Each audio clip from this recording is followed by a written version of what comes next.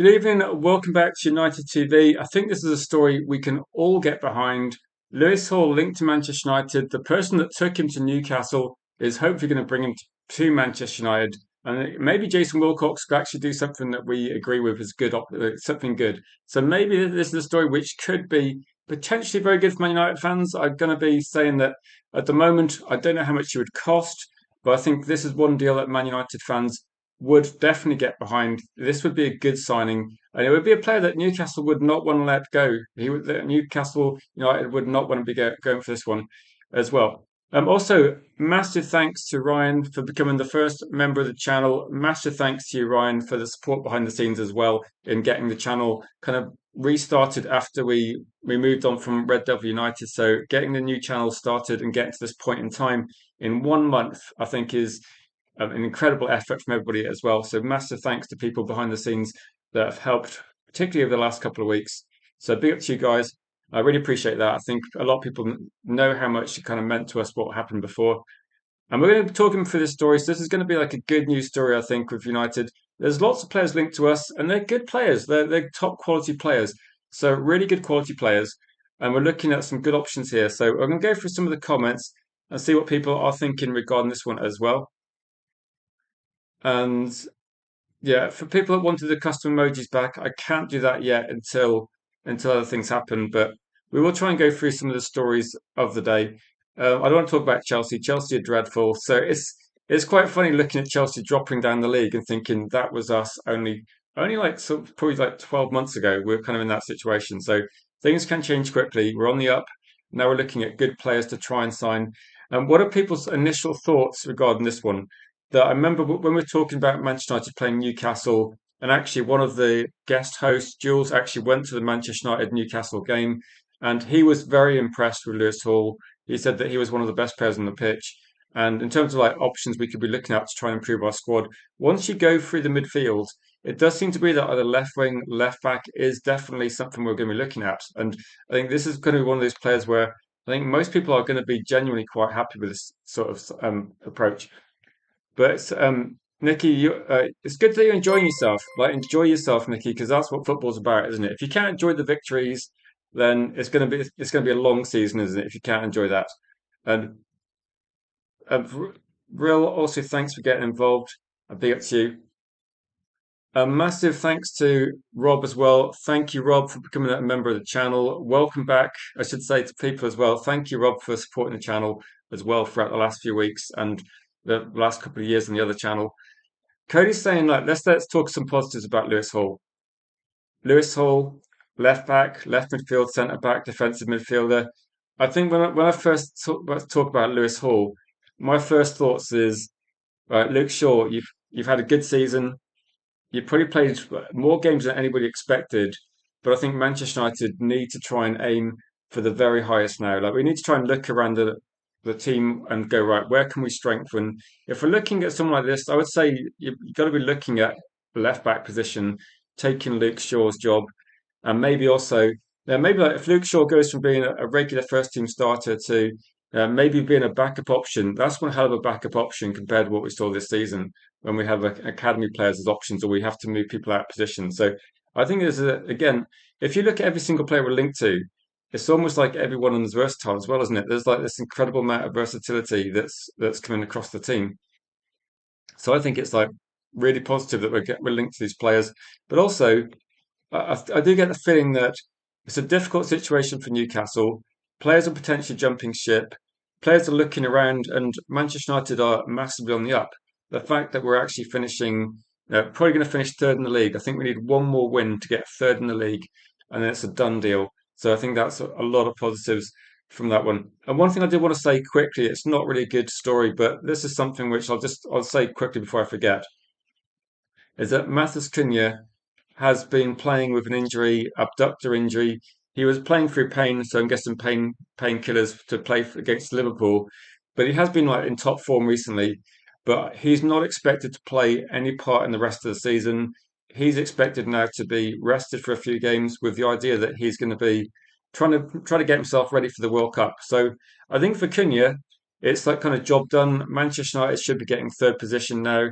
He's put in great performances. and been really key. I mean, the winner against Chelsea, one a key goal against Liverpool yesterday, and good performances in other games. He's been like a key player of the last month for sure. And I think that it makes a lot of sense long term for Cunha and Manchester United. Like, he shouldn't be risking anything as well. And to be honest, I'm a little bit surprised that he was playing. I hope it's not a serious injury, but no, this is something which I think is positive for Man United. That no, he's going to be rested, so it just kind of opens up the opportunity for like Dorgu to get more minutes. Maybe academy players get some games. I think that there's going to be an amazing atmosphere around the club with third being locked up, and I think this is a lot of positives for Manchester United. So I think that Cunha job done. Hopefully he's going to be in perfect shape for the World Cup. I think he's a player on the up as well. So I'm kind of looking forward to seeing how he plays for Brazil. So I think that's another positive I wanted to put out there as well. Big up to you, Neil, as well. And you're a channel member on the other channel for multiple years, so thank you for that as well, Neil. I really appreciate that. I have managed to upload the the little shirt icons for members, but I can't do emojis at the moment. I might be able to get an emoji on actually because there's a few members. So I think emojis are restricted until you get a certain number of channel members. So I will be kind of asking people, what emoji would you like to get next? Because we can put any emojis you want. Everybody knows the emojis I used to have. Eric Cantona. I did have like a Cunha one as well, but you have to let me know. But I don't think I can get too many back in the short term. Will we miss Cunha in the remaining games? I think you always miss a world class player, don't you? You're always going to miss a world class player, but I think that you've got to respect Cunha for what he's done for the club, and say like you've done what you need to do for Manchester United this season. It's really I'm never keen on players playing with injuries because you're just going to exacerbate them and potentially get a more serious injury. And with the World Cup, he's going to be playing in the World Cup. I would much rather see him rested and fully recovered. I didn't know he was playing with an injury before the Liverpool game, so I might have commented on that before if I did know. But clearly, he was managing. They're kind of managing Cunha, and they didn't play him and, until the Liverpool game because of that reason. So I think it's an opportunity for Dorgu to come in, and I think to be honest, like the last three games of the season, it might be an idea that there will be some players with one eye on the World Cup, and this might be applicable to every other team as well. So I think we'll miss him because he's really good, but you can't make him. There's no point in playing games that, let's be honest, they're not really high priority games, are they? So it makes a lot of sense. I've said you like the bottle. It was good, wasn't it? I mean, maybe we can bring the bottle back, especially if Arsenal drop some points, and we could do that. But I don't need too many Arsenal fans, to be honest. Xerxes and Fellaini, that's a stretch, Vril. That's a stretch. That is a stretch. I did have I probably did have a Carrick one, didn't I? So I'll see what I can do. I'll put like a members poll on the channel, and I'll just go right. Let me know which you want, and I'll bring it back. I'll probably be able to do it tonight. Actually, I think I'll be able to get one or two on. Let's say in his first season as well. One thing I saw today, just off the topic a little bit, is that Manchester United's three new signings in terms of like forget the goalkeeper because this is about scoring goals. Manchester United's three new signings, Cunha, Mbuemo, Benjamin Sesko, they've all scored against Liverpool this season. I heard that this morning and thought, what a good fact that is. They've all scored against Liverpool. If Lamans had somehow like scored a goal against Liverpool, it would be ridiculous. But every outfield signing we signed in the summer transfer window scored against Liverpool this season in the league. So that's an indication that he brought in the right direction, 100%. So I was pretty happy with that one. But Lewis Hall, what are people's thoughts regarding Lewis Hall, and how much would you spend on him? He's definitely one that people talked about. Like before this story came out this afternoon, actually, before the story became live, people were talking about Lewis Hall as a potential good option as a replacement. I have subsequently seen a few other players that have been talked about. I think Manchester United have been talking about. I think one of them's going to be. If you're looking at a couple, there's Truffett's one at Bournemouth's been linked as well. Kadioglu at Brighton has been linked. But I think the most interesting one is for me, this is the most interesting one because if I'm going to guess what's likely to happen, I'd always go with when you see stories and it links a player to Vavell or Wilcox, and I think, okay, Wilcox brought him to Newcastle. He's been very good at Newcastle. And if we're going to draw up a list of players we'd signed from Newcastle, I think for me, you probably look at the obvious ones are going to be Tonali and Bruno Guimaraes because they're linked, or Guimaraes. I can't remember if I pronounced that one right. But you look at their midfielders, and then most people go, actually, Lewis Hall. And he's always talked about as being another player people would sign. And once you go past that, I think the strikers have actually got worse than last season. We had Isak last season. Now they've got Wissa, Alanga, Gordon, who's probably a bit too expensive, I think, really. But no, I think this is one player that does kind of stand out. And if you think Vivel's going to have some say in terms of like which players we look at, he would maybe like to go for someone like Angela Stiller. And I'm looking at left backs linked around Europe. I think mostly it would seem to be linked to left backs in the Premier League. And if we're looking at Truffert or Lewis Hall or Kadioglu, I am quite a fan of Kadioglu, but again, it's a judgment call here. If Wilcox looks at him as being a player he really wants, then maybe it's something we're gonna, maybe it's something we're gonna see. So I don't know. What are people's thoughts about this one? I'd say Forest 42 points. No, it could be one of these situations where the team get relegated might actually have a lot of points this season. So it might be, yeah, it might be that situation as well. Neil says Hall, you'd like to see him. Um, Fernandez as well, or a guy like Alex Scott. Yeah, I think Fernandez is like the other story where Manchester United apparently they've been monitoring Fernandez all season, and given that we're talking about relegation a little bit, it might be an indication that we see maybe a good price for Fernandez. So Fernandez could be a decent price. We could be talking about Fernandez being discussed by Manchester United interested in signing him. They've been looking at him most of the season. I saw another story this afternoon. Most of the season, if they get relegated, potentially the price comes down as well. So potentially a good deal for Fernandez if they get relegated, but probably a bit of competition as well. £40 million says Neil for Hall. What do people generally think would be like an actual price for Hall? So when I've talked about Kadioglu, £40 million seems to get you Kadioglu. Are we expecting this is going to cost a bit more? Like, is it going to be a bit more expensive? So United are prepared to spend around 40 million on a new midfielder to replace Manuel Ugarte, but only if they can secure a reasonable fee for his departure. I think about, I think they're looking at 25 million roughly for that one. If only Gimaresh, I'll go with that one. If only Gimaresh was a few years younger, Ineos would be all over him, says Better. I hope so. I think that's sensible.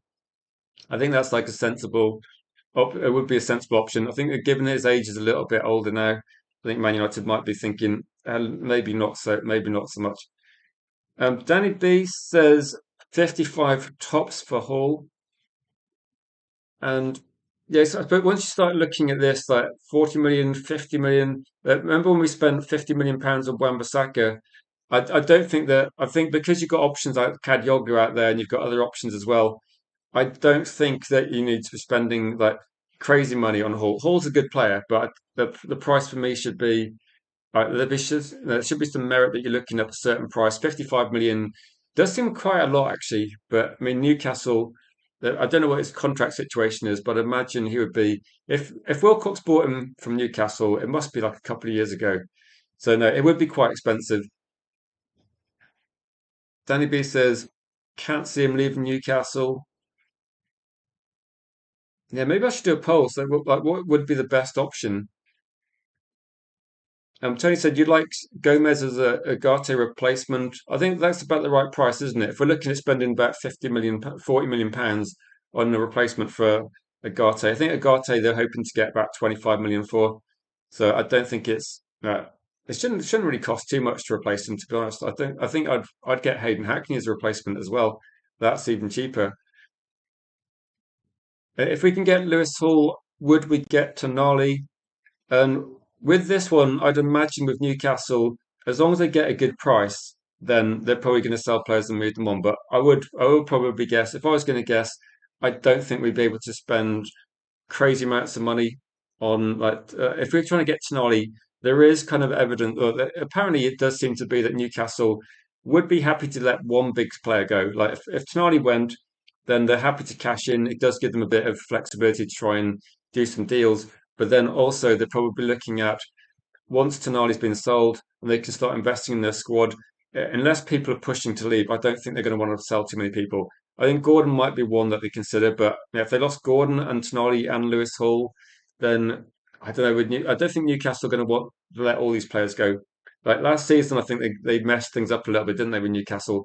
Like they let players go and they didn't get replacements in quick enough. So I'm not sure. This might be one of those deals that if United did want to get him, they'd have to put a bigger offer in and go quite early because Newcastle really messed things up last season by not getting people in early. But no, if they had a conversation though, I think the Tonali situation as well. Apparently, according to Manchester United this morning, they're quite confident they can spend quite a lot of money.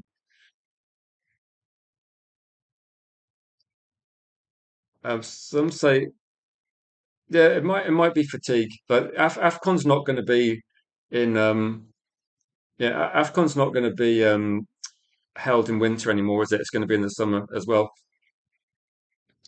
We are after, say, Tony says, aren't we after Miles Lewis Skelly from Arsenal? And we are. We're linked to him. We're linked to him. But can you imagine, like, once we got Aiden Heaven for about, how much do we, like, Aiden Heaven's about a million, 1.5 million. I don't think we're going to see, I don't think we're going to see Manchester United deal with Arsenal that easily again. Like Arsenal are not going to. It's going to be expensive, isn't it? Like it's going to be really expensive to try and get him from Arsenal. So yeah, I think you have to be careful with that one. Lucky Singh's like brokering the deal for Agate saying 28.2 million. That's a very, very specific fee, Lucky. I think Man United would take over 25, but anything else than that would be a bonus. Apparently, there's actually a few teams looking at Agate anyway. One seemed to be Newcastle, but I didn't really believe that. It was, yeah, definitely one of those. Didn't Wilcox also want Delap? Says United side die. You have to admit though, like okay, he apparently wanted to lap, but you have to admit that Lewis Hall's actually done a better job. So then no one really it was difficult to predict the lap, wasn't it? It was difficult to predict how he did as well. Big thanks to you, Neil. Thanks for getting membership. It is like the first day I've actually been able to bring that back on the channel as well. So big up to you. I will get your custom emoji sorted out quite soon. Truffer is the next best thing, says Broken Verdict. I really like him. Now, this is probably like, what would you rather, who would you go for in terms of a left back option? Like for me, I'm kind of open-minded. I quite like Lewis Hall's a good option. I do quite like Kadioglu. I think Kadioglu is quite versatile as well. And actually, Cody in the chat was saying that you would look at it, say Lewis Hall quite versatile, and maybe also Man United looking at potentially Kadioglu quite versatile. Truffer, I'm not sure if he just plays one position or not. I don't watch Bournemouth as much, but does it seem to be that if people are talking about how much Lewis Hall should cost, is it a good thing there's actually some multiple players here? The fact we've actually got a few people to consider, it means that the price is not going to spiral out of control. So even if Man United don't go for Lewis Hall, it might help with negotiations for potentially other left backs. I think it would be a positive thing.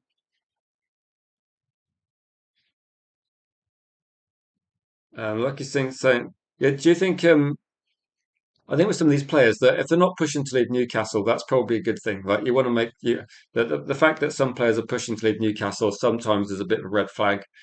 But no, if you're looking at Lewis Hall, what I just say to people who are tuning in, like I think the maximum price I've seen would be, would potentially be 55 million. That does seem like quite a lot as well. Is Chris in the chat? Because it'd be interesting to get Chris's view, who I know is a big fan of him, saying that he's been mentioning him a lot too recently. I know people that have gone to watch Newcastle live have come back from the game saying that they think Lewis Hall would be a brilliant signing for Man United. So I think it's definitely worth considering. Like Lewis Hall for me would be a good option. It depends on the price, doesn't it? I think it's going to be actually difficult for Man United to get two players from Newcastle, given that it's going to be Newcastle. I don't think they want to sell too many players. Most of the players are under quite big contracts as well, so you would have to be prepared to spend quite big. So I don't know if we're looking at Wan-Bissaka type money, but I think Manchester United are a bit reluctant to do those sort of deals and say this. So kind of like Luke Shaw's position. Then, if you're looking at Luke Shaw, would be Luke Shaw is definitely left back, left side of centre back. So No, I think it feels like good cover. I don't think we need someone to come in and play centre back, but the way things are going, I didn't think we'd have a situation where we get through the season and say Mazraoui did a great job alongside Aidan Heaven at centre back, but that's kind of what we saw. So yeah, I think it's a bit surprising, but sometimes it happens. Just for people watching, if you're able to share the stream as well on socials, this is a bit of a irregular streaming time, so if you're able to share, and that would be massively helpful as well. Big up to you, Jim. Thank you for becoming a channel member, Jim. Massive appreciation as well. Thank you for being a quality moderator on the channel. I just see a comment from Berber saying that Zinchenko's a free agent. He might be a free agent. I think he should probably stay a free agent. That's what I'm hoping. That's what I'm hoping anyway. But no, massive thanks to you, Jim. Thank you for becoming a member of the channel again. Appreciate that. We are back, aren't we? We are back. It's taken for people that are involved from like the grassroots up. We've managed to get the channel back from essentially being a new channel to this stage in less than 1 month. So, uh, tremendous effort. Thank everybody for helping with this one. Mendes offering Agate to AC Milan and Juventus. United aims to sell the midfielder for roughly 28 million to 40 million. Is that actually so? That price is like going up a little bit. Galatasaray were interested. One thing I would say is that Mendes is incredibly good at getting these sort of deals done. It feels a bit like with Mendes, whether you want him or not, Agate might be coming to your club. And it's just like you sometimes have to do these deals to actually get Mendes to broker the other deals. Newcastle do quite a lot of deals, so I'm wondering whether like Man United got Mendes. Did Mendes help us get Euro?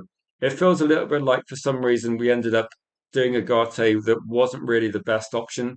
There was definitely something regarding this one. And for people also what that are new to the channel, the idea behind the memberships as well is that we will be doing regular call-in shows, so there will be perks that you can come on and join more streams. You can get involved for a bit longer as well, and priority will be given to channel members. But I want to keep everything that everything should be open and available to all. But it does help us do other things as well, and it will help us like try and improve the content, try and run things a bit better behind the scenes, and essentially also keep things going. Say if there was four more games than three, Chelsea would get relegated. Chelsea have done exactly what Spurs did. They sacked a manager they thought wasn't good enough, replaced him with somebody worse. I mean, Spurs probably did the right thing in getting rid of Tudor and getting a good manager in, but it shows how quickly you can drop in the Premier League. One thing this shows is we had Manchester United last season, Spurs this season, um, Newcastle this season, Chelsea the last couple of months, is that if you drop in form a little bit and you start losing a bit of like momentum, suddenly you can drop very quickly. It's easily done. The Premier League is a tough league, isn't it? You can't be bad and suddenly like stick around the top four. You've seen Chelsea dropping like a stone. I think Chelsea actually about ninth, aren't they? Um, yeah, Mendes, Riola, Lucky Singh, the super agents that we know. Lucky Singh where is he going to go? Like, where's Agate going to go? Because I think Agate's gone. I just don't know where. I just don't know where. So as a defender, Lewis Hall say they conceded 39 goals. They got 5 sheets in 27 matches in the Premier League. And so when is that? I suppose there's like Newcastle aren't good, but I suppose like Lewis Hall makes Newcastle better. I would imagine that Manchester United this season. Like we probably conceded fewer goals than Newcastle, haven't we, this season? But Newcastle had a rough year. But I would argue that Newcastle United have struggled trying to play Champions League football. So there's a few reasons why it's not working out. But do you think that Man United have got multiple targets this time? That you're looking at it and so I don't think we do focus too much on one target at the moment. That if you look at the news and say, okay, there tends to be one like primary target, but I guess what you're looking at is there's actually multiple targets. So there's multiple targets. Man United have so if you're looking at left back, I could name like three or four targets. If we're looking at midfield, I think there's about 20. And if I remember actually, I remember this discussion as well that when we are looking at players last season, the shortlist had who was that guy that was available on a free? We didn't get him, and people kept saying, "Oh, we should get him." He was like 20 goals a season for 4 years in the French league. There was like Delap, there was Sesko, there was Ekatike. I think the shortlists are quite big, which is obviously it's not really a shortlist, is it? There's a lot of people on this as well. Big up to you, Rob. Thank you for the first super chat of the new era of United TV. And Rob says, securing Champions League by beating Liverpool was heartwarming. Do you know what made it beautiful? If I was going to script a Manchester United victory over Liverpool, you'd have Manchester United dominating, playing amazing. Also, thanks to Wiz Zabetta and Mark, because Jonathan David was the guy I probably talked about 50 times a week last year, and I've just forgotten his name, but he was always talked about. But Manchester United, the victory against Liverpool was beautiful, wasn't it? And you end up with Manchester United securing Champions League football, and the person that secures it is an academy player that's just signed a contract midweek to keep him at the club for another 5 years. It's and since then I've heard non-stop moaning, non-stop moaning from Slot and Liverpool fans. To be honest, actually, I know a Liverpool content creator. He's been criticising Slot for months. This kind of just added more fuel to his fire. So he was like probably fine actually. He wanted rid of Slot anyway, and they weren't really going to achieve anything. So no. So Slot hasn't stopped crying and moaning. He's almost gone like Rafa. He needs to get the facts out, doesn't he? Like Benitez's facts. Evening Tyrone says, where a United district getting their sources from. So you doubt United will go for him, but is a good player. I'd have to double check and see where United district got this from, but someone sent this to me this afternoon, and United district are generally it's in the news. I think Man United are looking at. Uh, it's no surprise, is it, that Vivel's got his network, Wilcox has got his, and maybe we're looking at some of the players they brought to Newcastle as being good players. I think that recruitment's improving, isn't it? And with improved recruitment, I think what we're looking at is the reason we got Vivel and Wilcox is because they should hopefully be securing us better players. I mean, we'll have to see if that does tend to happen, but I would say Lewis Hall is the player that Luke Shaw was before his leg break, says Tyrone. And Luke Shaw was signed as like an incredibly promising player, wasn't he? So, no, if that holds up, Tyrone, then lots of positives, isn't there? Lots of positives regarding that one as well. Mizunan, does anyone feel like Belieber is similar to Mainu in style? Um, I would say I posted a highlight reel of Mainu on the Discord, and I would argue that Mainu. I think with Mainu, he's that if you watch what Mainu was doing against Liverpool, there was a combination of like winning the ball back, intercepting, anticipating moves, and you can see he's quite proactive, quite on the ball, but also making good passes. When he's in defence, he's like kind of evading Liverpool players, picking out a pass, playing it safe, and playing it progressively when he can. I think Maino had a pretty solid game. It was one that when you look at the highlights, everything he does tends to involve the ball eventually going to a Manchester United player. And in terms of like a more defensive game, I think Mainu can do that. And when I looked at Mainu's highlights, a lot of it was quite deep. Um, a lot of it was breaking up Liverpool attacks and then also playing out from the back, picking up the ball from defence, playing it out, setting up attacks, passing to people, and creating in transition. I think Mainu's very good, and I think Mainu was doing that very well. And you'd imagine that with Belieber, I think what we've seen recently is Belieber's generally considered like a ball carrier, not necessarily a passer, but also I think we've seen recently Mainu's been doing that a bit more as well. So Mainu has been driving forward a bit more, and he is very good on the ball. So I think maybe at the start of the season you could look at Mainu's being more defensive, but I think he's going to be. I think Mainu's quite flexible. So with Belieber, if you got two people that got similar skill set, maybe they would alternate. But no, it's a good point, and I think it's definitely something that United did look at this with other players and say potentially, but I think they're going to be.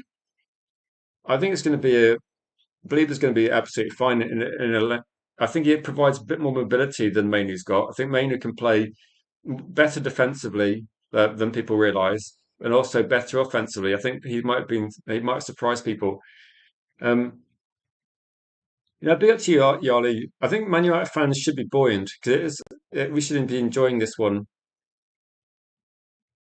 I say Belieber is fully fit. Mane will be a tough mid to break down. Um, let's have a look. So Coe is better defensively in your opinion, but then yeah, no, Coe Manu has been playing very well, and no, if you're looking at playing alongside Coe Manu at the moment, Coe Manu looks like he's like one of Man United's best players, and he's only 21, so he's going to improve.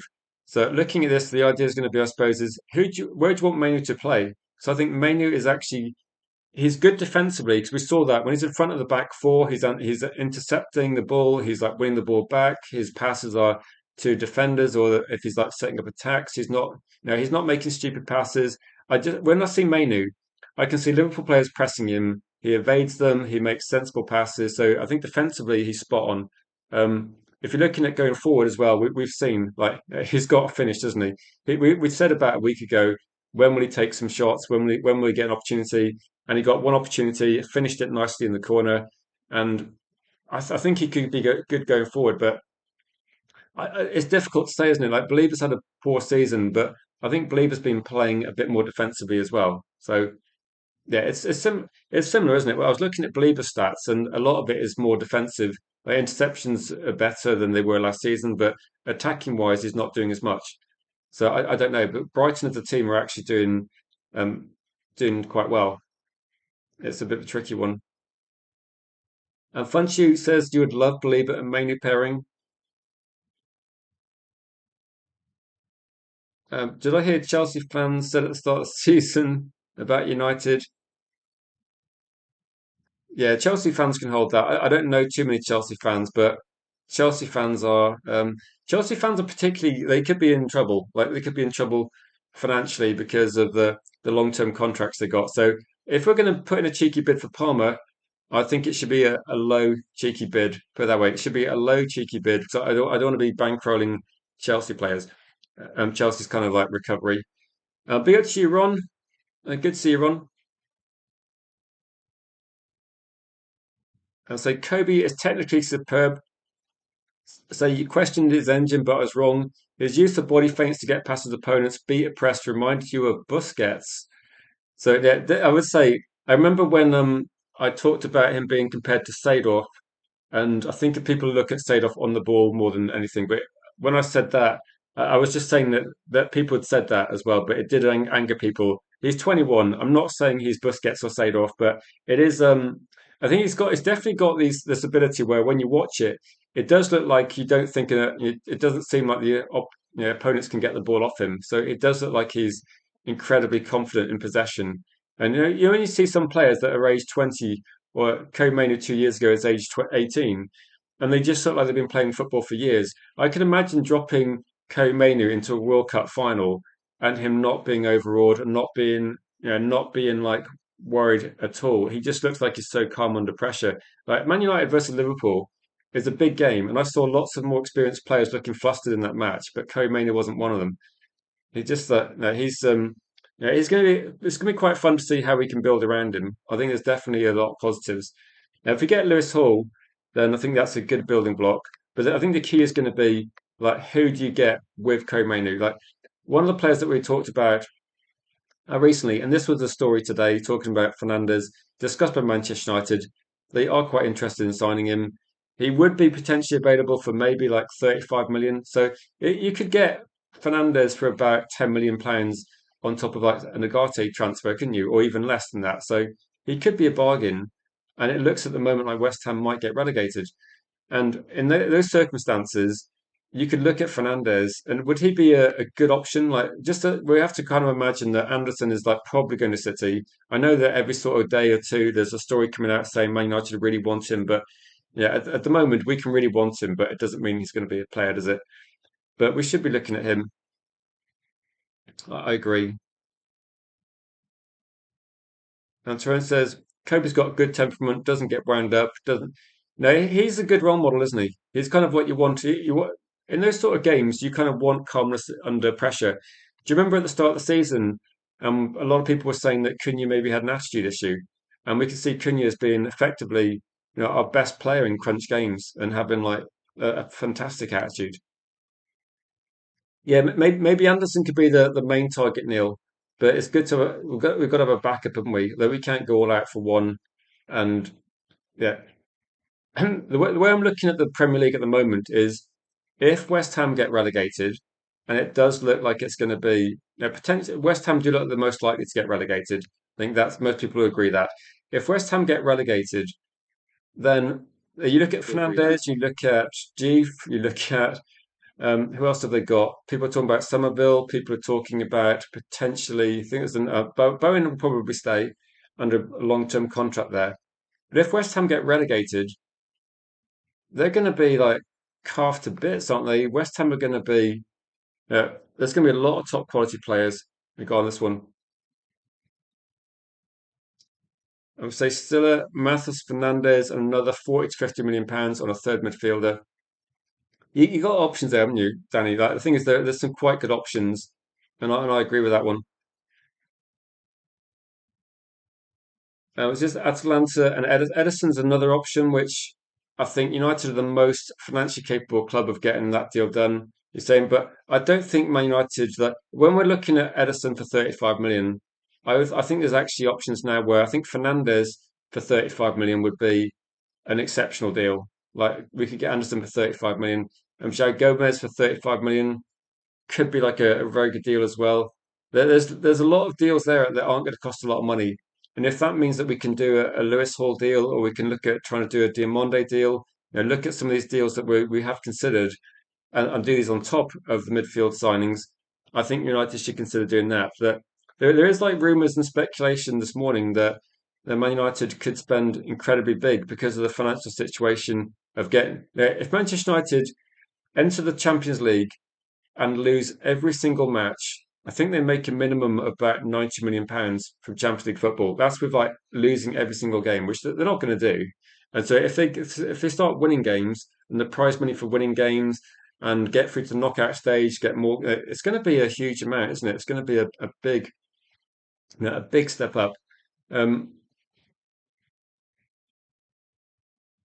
but I think there's going to be a lot of options in there.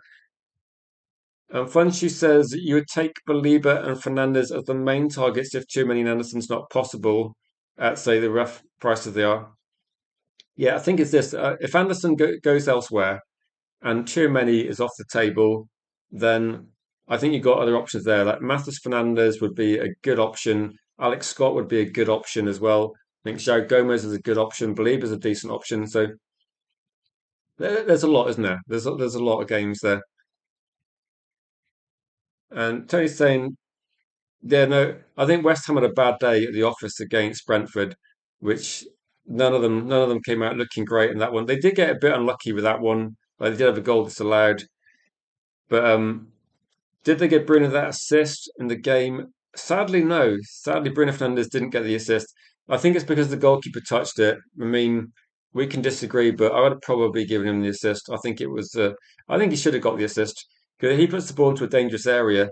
The fact that the fact that the goalkeeper touches it. I mean, the goalkeeper. You could be looking at it and saying, what happens? What happens if Manchester United, like, if you take a shot and the goalkeeper touches it, but it goes in? Then it's still a goal, isn't it? So if the goalkeeper's trying to block the assist but gets his hand to it and it's still an assist, the goalkeeper didn't assist Bruno Fernandes, didn't assist Benjamin Sesko. The goalkeeper tried to stop the pass and failed to stop the pass. So therefore, it should, in my mind, it should be an assist. But again, it's a difference of opinion because like the goalkeeper's trying to block the assist but can't. It's like trying to block a goal, isn't it? It's still a goal. So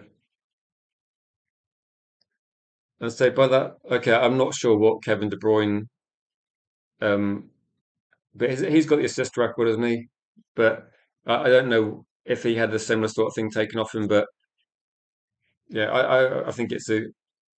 I just think it should be an assist. And if Kevin De Bruyne had one as well, then he should have got one. But I think it should be. That's what I would go for. Um, so Bowen's got good Premier League experience, hardly ever injured. So and the thing is, I think he's under a long-term contract with West Ham. So I don't think it's going to be a problem regarding this one. And so by denying Bruno the assist, they're trying to imply Bruno's going for goal. Maybe, but Bruno's definitely not going for goal, is he? He's heading it across into the danger area. So I don't know. I think the dubious goals committee or the maybe it's the dubious assist committee now that are maybe making these decisions. I would say this. I would take Harry Kane, but it depends on the price. I think Bayern Munich are not going to sell him unless Man United probably spend them at a figure at which we all sort of look at and go, that's probably too much. So I think Bayern Munich would price him unrealistically. But if Harry Kane was available at a sensible price, I would take him. I think he'd be fine for another 5 years. I don't think he's going to be dropping off too much, but I think Bayern Munich will literally price it so we can't actually do anything. I think Harry Kane and Bowen are actually examples of two players that are probably older than Ineos would sign that I would sign. Like I did say this before, I wouldn't necessarily sign all the players that we're linked to, but I would look at it and say that there's certain players that are a certain age. And someone in the comments actually mentioned Senesi, and why aren't we going for Senesi? I think the reason we're not going for Senesi is I believe there's like quite an advanced bid from Spurs or quite an advanced, I think, agreement with Spurs. So it looks like he's going to be a Spurs player, and I think that probably paves the way for Romero going off somewhere, or maybe Van der Ven being sold out. But yeah, if it looks like Spurs are going to benefit from having slightly easier games in the last 4 or 5 of the season, where West Ham have got some difficult fixtures, I think that's going to cost them their place in the Premier League. But no, United Dice says you want Bowen versatile, but buying younger players is it does hinder us a little bit in the short term, doesn't it? It's kind of like what do you want mostly? Do you want to have a mix of signings where you get some experience, some youth, or the reason that we're going for younger and younger players is to try and make this squad a bit more sustainable. So in about 2 years' time, we'll probably be happy we didn't get Ollie Watkins. We're probably happy actually this season. We're probably already happy we didn't get Watkins or Emi Martinez because they were kind of serious options. And a lot of people did say, okay, it would be quite good options to get those players in. It kind of gives you a guarantee of like, what sort of level they're going to be. And maybe going for Sesko and and Lamans felt like a bit of a gamble, but I think it's a gamble that's paid off. So going for younger players is like a more mid-term thing, and I think we're seeing the benefit somewhat of. We could have spent quite big on a defender, and Aiden Heaven was essentially quite cheap. I think with say Senesi, there's probably a combination of Senesi. Like it's quite cheap, but not great in the air, and that's something that Yoro. If you're going to get a defender cheap, I think you need to get someone that probably pairs well with Yoro, potentially or Maguire type replacement, and it might be an age thing. He's quite good. Like he's. I would say Senesi is like a decent average Premier League defender, but I don't think he'd improve our squad. I think he'd be there as like another. He'd probably still be back up to Harry Maguire, Yoro, Heaven. So he'd be coming in at like sort of fourth or fifth choice. So yeah, I don't know. I'd say give Maguire a new contract. Probably it probably did, unless we sold De Ligt or Lissandro Martinez. And to be honest, I don't think we can sell those two after the season they've had, where they've been injured so much. So I don't think we could sell those. Apparently, Man United are not going to listen to offers for Martinez, but I'd be surprised if we got any offers in. That it would just be a strange one, wouldn't it? Tyrone said you warned everybody about Watkins, but was so shocked we managed to get Sesko. I think that was kind of a turning point, Tyrone, where Man United said we're not going to get Emi Martinez and we're not going to get Watkins, and instead we're going to go for Lamans and Sesko. I think that kind of like completely like proved that the things they'd said and the things I'd read, we looked at it and go, actually, no, they are only going to sign younger players. It's brave. I mean, it's a bit risky, but if you're looking at our transfer window now, that's why I don't think we're going to be seeing many surprises. So, with my Marps looking at say another player we're linked to. Yeah, this is Wilcox's fault. We're linked to this one. But if you're looking at maybe what's the best option, uh, people are starting to think that Man United are actually going to get a left back now. So the other story I did see, I put at the start of the stream as well, is that Manchester United, in terms of they are stepping up their search for a left back. I'm guessing at the moment they see Luke Shaw. Yeah, he had a good season, but you can't really rely on Luke Shaw for this many games, particularly with Champions League games. You need some cover anyway. So Luke Shaw's not going to play twice a week. if you're looking at cover, then Truffett's one they're looking at as well in good form. And apparently, apparently they're also looking at. I think in terms of like the Barcelona left defender as well, they're probably looking at Balde as well potentially as an option. Also Kadioglu. So that's four left backs. So suddenly, quite a few left backs being considered. I think it does make you think, right? How soon is like Leon supposed to be ready? And maybe that's going to be a little bit a little bit further away. So no, I did think that people were looking at a mass as being potentially that option, but no, I'm just guessing at the moment that I know Balde's been talked about, but I think he's got some injury issues, and the fact Barcelona are letting him go, yeah, I don't think so. I don't think so. Um, yeah, when I say Barcelona and big money, I think that's big money going to is that big money going to Barcelona? Yeah, so big money Barcelona.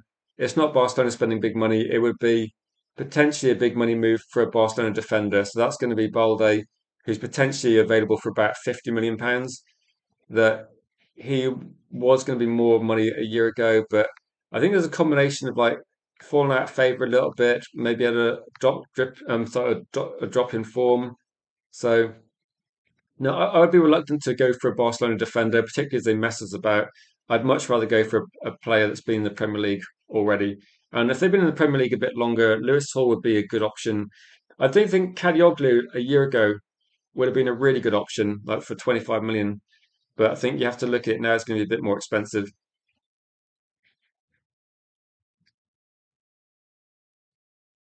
I'd say bids for, you go for like all Premier League players, I see, lucky.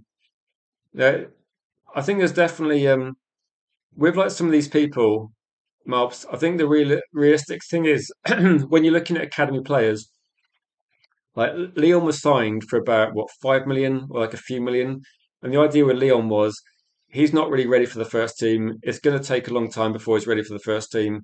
And with Kone, at the moment he's having a loan spell. It's not going particularly well, so he might be having another loan spell as well.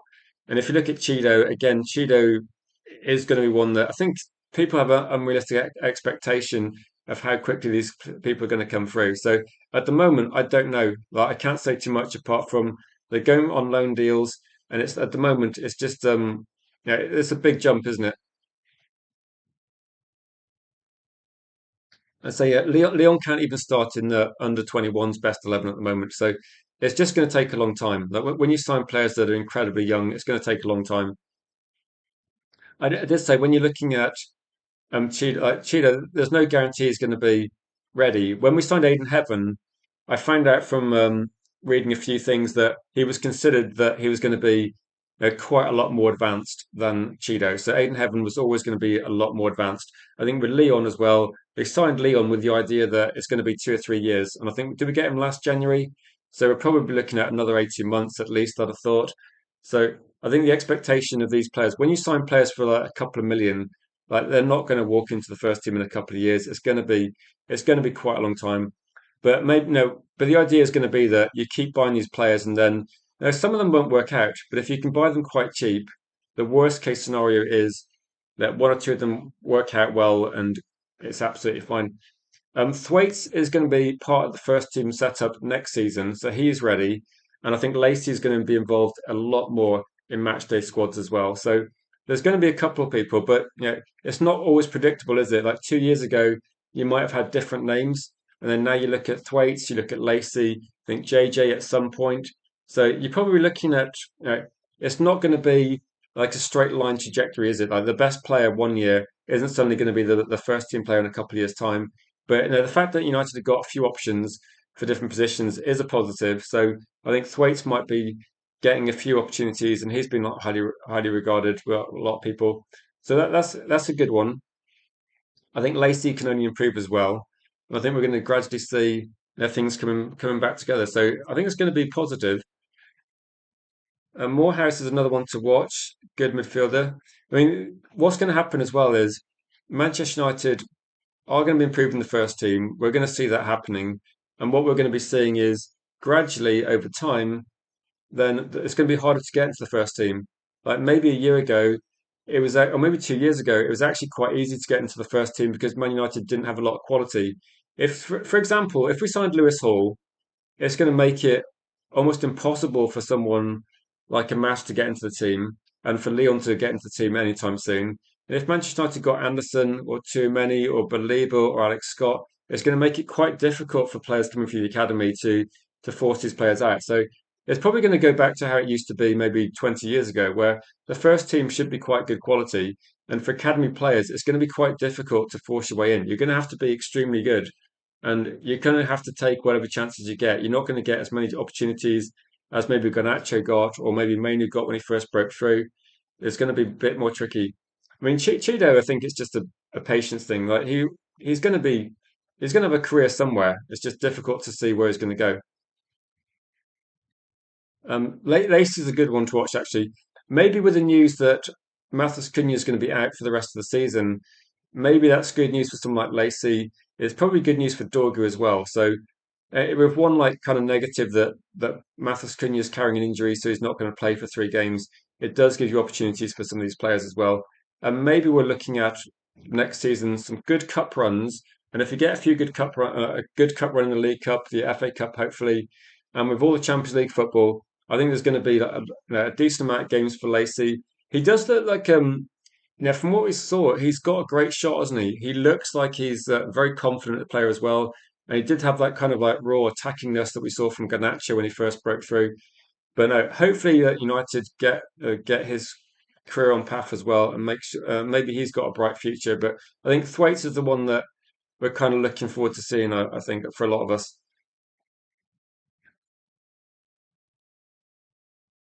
I'm saying, yeah, I would say I would phrase it the same way.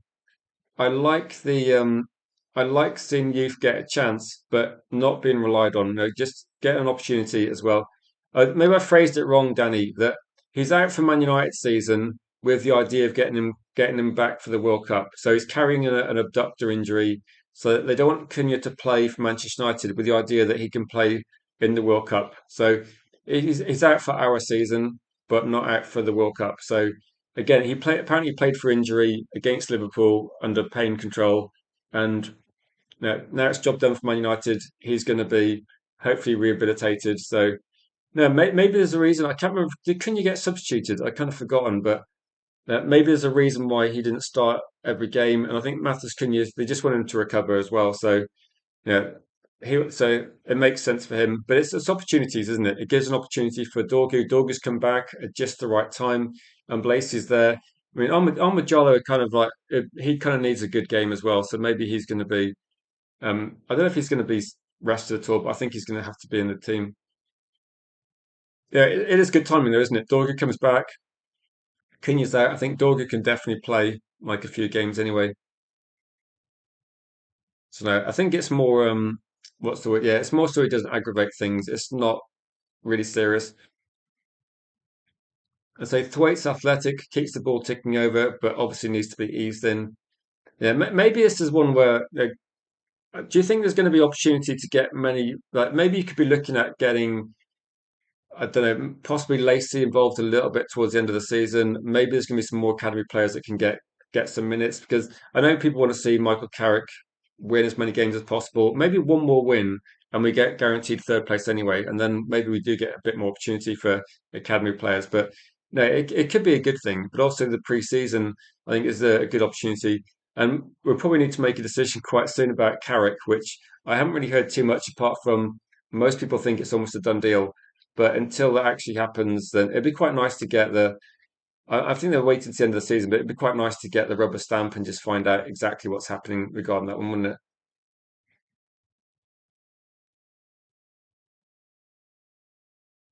And so Xerxes came on late for him.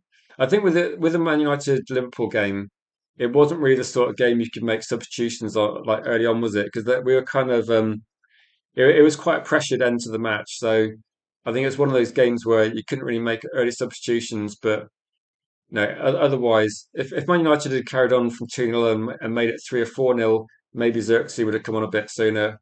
But no, Xerxes did okay when he came on. So maybe that's something to look into as well. What's going to be happening? Title race still on. Yeah, the title race might come down to goal difference, and if it does, and City win it, then Arsenal will be wishing they hadn't been so negative this season. Maybe we're going to see a bit more from Mason Mount as well, because Mason Mount, I forgot about Mason Mount, but it could be like Mason Mount plays a few games on the last few games of the season as well. So yeah, there is that as well.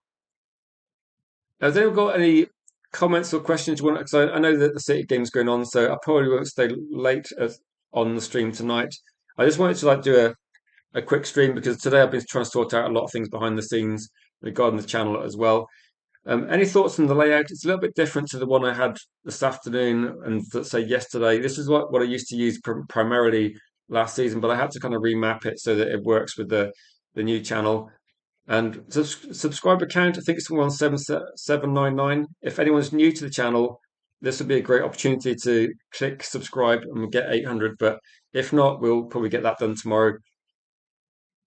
Everton, yeah, Everton are not going to provide too much competition, are they? So Mason Mount needs to shut about the toilet. I think Mason Mount's just not getting picked, Tyrone. But what can you say? That it's not Mason Mount's fault we gave him the contract, is it? That's something we need to learn from. And yeah, he's not going to get in the team much next season, I don't think.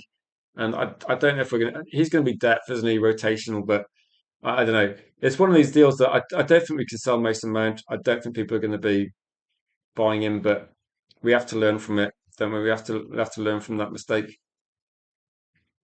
So maybe before we go, quick chat about midfield and where does Fernandez stand in people's like list of kind of like so Edison from Atalanta looks to have been offered a contract.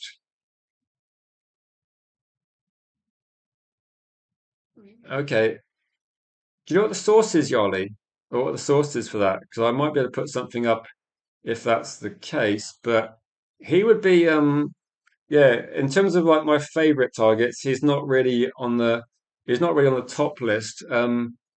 If he's like backup, if he's a replacement for Agate, then yeah, we'll see. Matteo Moretto, that's the Italian news outlet, isn't it? So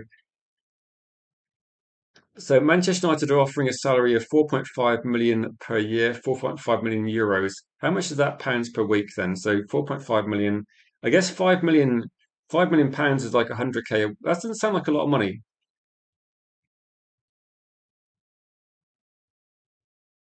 That doesn't sound like a lot of money, does it? For like 4.5 million euros. So you're looking at like 85,000 euros a week. That sounds like quite cheap. Then, yeah, so I was doing the maths in my head thinking that's about like 85,000 euros, about 75,000 pounds. That sounds like it sounds like a cheap. So is that net? If it's after tax, then maybe if it's after tax, then it's probably going to be like 120-ish or something, isn't it? But it doesn't sound like a lot of money for Edison, who's what, 25, 20, about 26. And so I'm not keen on getting Edison, but I would like to get other options. Yeah, I'd be taking Mathis Fernandez all day, every day. Big up to you, Stephanie, legend. I'm getting this close, Stephanie, to getting back an emoji on the channel. I'm deciding which one. I think my original emoji, the first one I started with, might have been Cantona. I'll have to think about it and see. I'll put it down to like a members vote at some point. So it's 80K a week, roughly, Edison. That sounds like quite. That sounds like a bizarre one. The Atletico Madrid must be offering him hardly any money at all. Yeah, Edison. When we linked to him about 2 years ago, I was quite keen, but I guess that's quite a low salary, isn't it? So that's like a cheap option. So is this essentially like a backup option, a mix of Agate and Fred? So I'm trying to think what that means. What erratic but bad on the ball? I don't know. A mixture of if you take the best of Agate and the best of Fred, it's probably still not what we need. Um,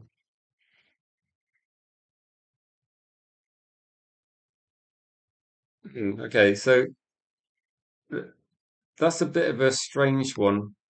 I think if you're looking at, it depends what you're looking at. It depends what you're looking at regarding if he's a replacement for Ugarte and he's actually getting paid the same or less than Ugarte. But he wasn't really on my short list. He wasn't on my long list either, if I'm honest. So no, no, I thought with this one that Edison as an option was about 35 million pounds, isn't he? So if his salary is about 75, 80K, it's not, it's cheap, isn't it? It's cheap, but I don't know what the reason for it is. But reading reports that we're going to offer what 39 million for Edison. I mean, he's got experience. I mean, I do know actually. Jules, one of the co-hosts on the channel, does like him, but I don't think people are going to be particularly happy with this one. So no, I've listed about 10 midfielders I think today that I prefer, and that most of them in the Premier League. So I'd be a little bit surprised, but we'll have to see if that happens. We'll have to see. No, I quite liked Fred, but I think we need to get someone that's going to be a bit more consistent. Hmm. Okay. So I think it depends on for me. It's not the most. I would say this. I need to be consistent. And I did say about a week ago it would be good for Man United to go for an early signing, and it wouldn't necessarily be like the top signing. So if Edison came in as a backup. So you got Co-Mainu, then hopefully we get two elite midfielders, and then we get Edison as a backup. I'll be go okay, that makes sense, but it's not exciting, is it? So it's not an exciting signing by any stretch, is it, Ollie and everybody else? It's not the most exciting player, but we do need body. Yeah, he's a body. He's definitely a body, but I don't know. I thought we kind of moved past this signing. BHU Daz, yeah, we are Daz. So okay, what's the source for like the story that we bought Edison? Like Jim says he's okay as a backup.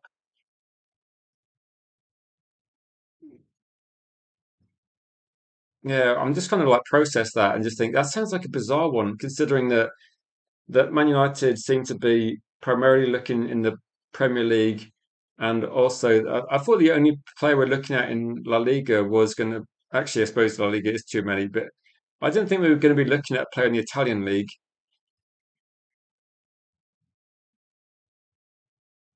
Let's hope it's like coming from Atalanta. One of the things I would say, just to kind of not discredit this, but just to say that there's a reason why we might get some of this news sometimes, is that one of the reasons that we've seen also with the Atalanta story is lots of the news story 18 months ago, 12 months ago, a lot of it did come from Atalanta and from Edison and his agents.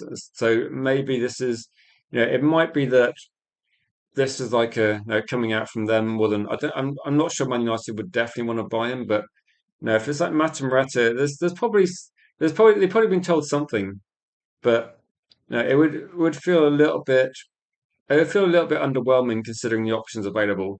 Like it's one of those cheaper options, but I think the age he's at, he's never played in the Premier League. I think it might be a bit of a gamble. I would much rather go for I don't know, I think Alex Scott would be a better signing. I don't know, like if West Ham get relegated, I think Fernandez is a better signing. So it's a tricky one, isn't it? I hope it is something to do with Atalanta's information and not Man United because I'm not really, I'm not sure this is a good option for Man United. But no, we'll have to see because if he replaces Agate and Agate effectively does nothing, he's got experience in Europe, in the Champions League, the Europa League. I just think he's that. As a football player, I'm not sure he's got another level to find. I think he's 26 already. The Premier League is going to be more difficult than what he's used to in Italy. So yeah, it would be pretty tricky, wouldn't it? I think until we see like something official, then I'm hoping it's not the case. That's what I'm hoping with. Unless, of course, if Manchester United actually then buy two midfielders that cost a huge amount, then so if Edison's a secret midfielder, it's a bit like having who was it in January? Do you remember there was a secret midfielder in January that turned out to be really bad? I think there was one that was who was it? One was the ex-Leicester player, Ndidi, and there was another one which you thought, no way, no way. Martin Moretto is usually usually okay though. So I'm not saying the I say just a correction from readers about saying Manchester United has not officially offered a contract to Edison, but they have made concrete moves to enter the race. Okay, that kind of aligns the Edison story with at least a lot of other midfield stories. So yeah, they've always been kind of in the mix a little bit, but I think from the reaction, what I've kind of thought then was that because we thought it was real, the reaction in the chat was quite genuine, and I think if we got Edison, I think most people would be underwhelmed. So myself, if we got actually signed Edison, I'd be disappointed. So I'm sorry, Edison, if you ever watch this, but I'd be disappointed if you're our first signing of the say 2020 for the 2026-2027 season. I think we need slightly better quality. Um, I think the Atletico Madrid has got an agreement apparently, as hinted last winter, but offering Atlanta about 10 million less than the asking price. Yeah, United can step in, but it looks like there's terms agreed with Edison. I don't know if Edison's decided he wants to. No, I don't know if Edison's decided he wants to join Atletico or not, or whether he wants. But a lot of it will come down to the player. Man United can offer more money than Atletico, but it probably comes down to the player as well. I'm guessing Man United would offer I don't know, slightly higher salary than Atletico Madrid, but Atletico Madrid do have a track record of spending quite a lot on salary. So yeah, I don't know. I think it'd be a bit. Edison has just unsubscribed. Well, sorry, Edison. I just have to be honest. And my gut reaction was disappointment if that was the case. No, if we lose out on Anderson and buy Edison, if we lose out on Anderson, I think there's about 10 options we can go for that would then be good options before we got to. If we get to Edison, then I'll be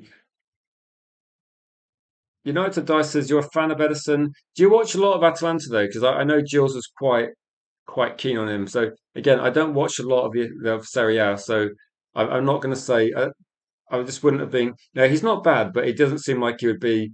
I think there's a lot of probably uncertainty about from me is about how well he'd do in the Premier League. Like for me, I don't know. It's kind of difficult to say. Yes, Angela Stiller, I would be in favour of. So Angela Stiller can still stay subscribed for sure. You could probably send this to Anderson as well. We've been running like a pro Anderson campaign ever since, like we talked about him for the last 2 years. So no, my thoughts are kind of similar as well. That it looks a bit like if do you remember the links with Manchester United and I think who were we linked to in January when they were looking to sell. Gallagher to Spurs, Man United kept being talked about in terms of like, should we get this? So, yeah, I don't know. And yeah, no, I agree 100%, Mickey. I agree. Like the order of signings will not match, will not be the priority, is it? It's going to be the top priority signing will probably be later on in the season because it might be more expensive and more difficult. I think the deals you get first are going to depend on, do you remember when we got Cunha first? The reason we got Cunha first was because he had a release clause. So I think it's about which deals are easier to get done at a certain time, and it's not necessarily order of priority. I thought goalkeeper was like higher up the list than it should have been last season. We should have got a goalkeeper a lot sooner, and then yeah, apparently we didn't. Are we yeah, we're probably. I don't know about negotiations. We're probably. I think a lot of it comes down now to where players want to go. So I don't know if it's about negotiations. I think that there isn't really. If Manchester United are trying to get a player, I don't think it's them.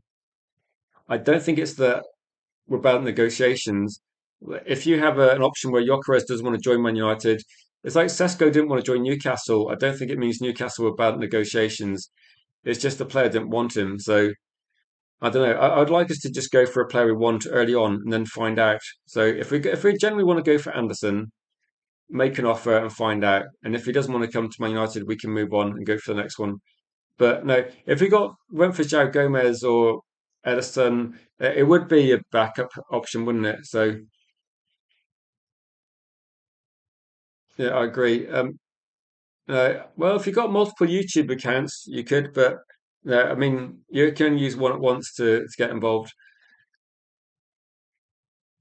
Yeah, actually, I just forgot. We used to have like a Glazers out emoji, didn't we? I kind of missed that one. That was quite a good one. The fee seems like we only do that deal if Agate leaves, so I'm not sure. Yeah, it could be one that if Agate leaves, Man United will have to get somebody as well. How long did Mbeumo take to get over the line? I don't know, about 6 weeks, wasn't it? It felt like about 4 years, but it was a long time. I would say Arsenal should go for Tonali. We don't want Arsenal getting players that might be effective for them, do we? That's not what we want to see happen. So we don't want to see that happening. I want to see Arsenal struggling next season. I don't see them buying good players. And if that's the case, I think Tonali would do a decent job at Arsenal.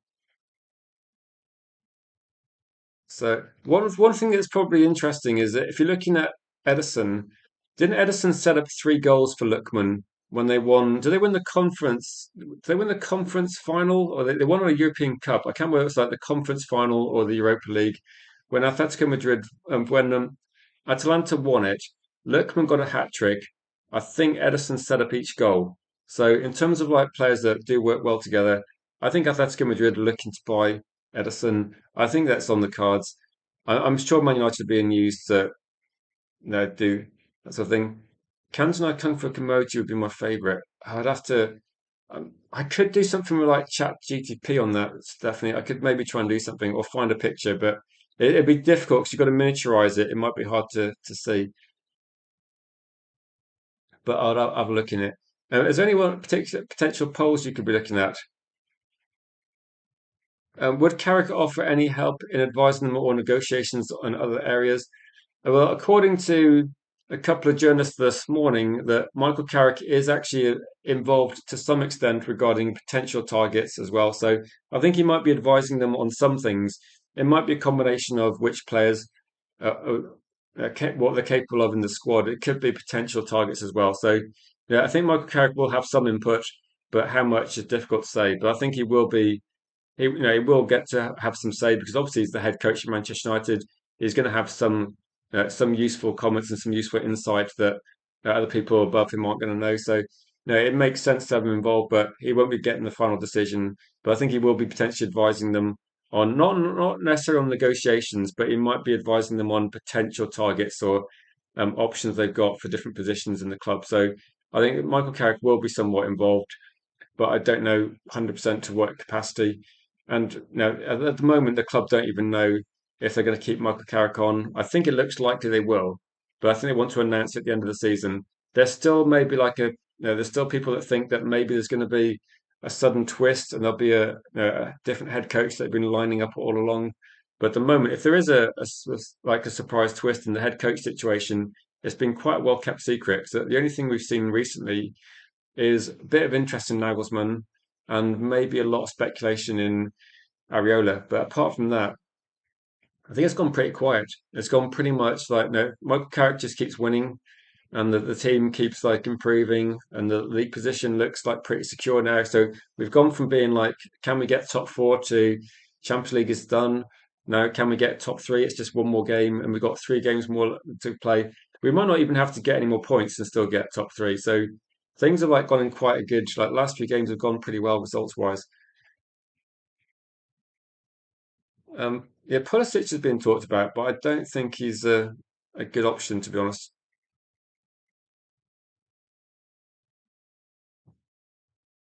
Do you remember when Man United got rid of their interim manager? I'm sorry, when Man United got rid of Amarin, it took them like a while to actually get Michael Carrick employed. So Fletcher took charge of a couple of games, and that took a long time. I think it might have been a long time because they were looking at which coaches to go with Carrick, but everything's happened quite slowly. But I would probably say that maybe it's a good thing they made a slow decision. They seemed to get the decision right. Michael Carrick was a good appointment, and they are pretty slow. But I suppose it's better to make the right decision slowly than it is to rush to the wrong decision. But it'd be quite nice if Man United could be a bit more proactive. So Roy Keane was having a hard time congratulating Michael Carrick yesterday. His lips said one thing, his eyes said another. You just got to like appreciate that Man United is playing better than they were under Amarin. Man United are picking up points more successfully than they were. Everything's going in the right direction. Like everything is like looking good. So I think it's a positive thing. Like I don't see there's going to be. I don't think there's any negative things to say about that. So no, Isabel, I think yeah, Roy Keane can get over it, can he? It's not Roy Keane. Like Roy Keane can just if he's not a Man United fan or he's got some personal issues with Carrick, it's his problem to deal with.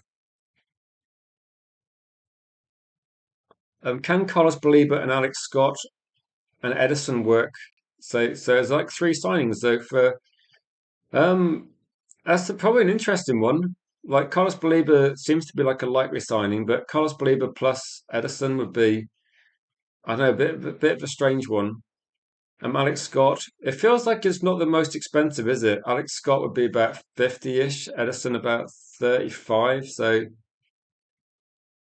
no, that would be like price wise wouldn't be too expensive, but I'd be surprised if we got those. That would be quite a strange window, wouldn't it? And so now your anxiety is over. Now that we've sealed Champions League, no longer scared of a Lammens injury. No, I think let's make sure we get another like back up to Lammens because Lammens has been a great signing, hasn't he? If he did get injured, then that would be disappointing. I'll stay live for like another 10 minutes, and then we'll wrap up. Normal content will resume tomorrow with like the 9 a.m., 1 p.m. But just so I put an option in that. Um, what do people want to discuss? Is there any sort of poll you want in the chat that we can like have a vote on before the stream? And I think the Mathis Fernandez one, everybody's going to be in favour of. I think the Lewis Hall, everybody's going to be in favour of that deal. I'm trying to think of any other options as well that people could look at.